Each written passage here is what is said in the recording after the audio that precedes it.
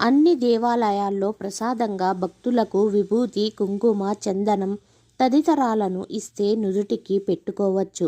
ఒకవేళ పండ్లు లేదా తినే పదార్థాన్ని ఇస్తే తినవచ్చు. అయితే ఈ దేవాలయంలో మాత్రం మట్టిని ప్రసాదంగా ఇస్తారు. దీన్ని వింటే మీకు ఆశ్చర్యం కలుగుతుంది కదా.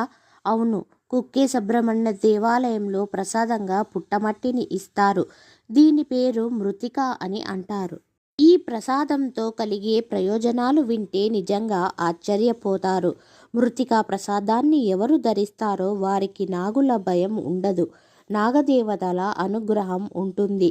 ఎవరైతే పాములను చూసి చాలా భయపడతారో, ఎవరైతే కలలో పాములు ఎక్కువగా కనపడుతూ ఉంటాయో అటువంటి వారు మృతికా ప్రసాదాన్ని ధరిస్తే సర్పాల భీతి తొలగిపోతుంది. వివాహం అయి సంతాన భాగ్యం లేనివారు మంగళవారం శ్రీ సుబ్రహ్మణ్య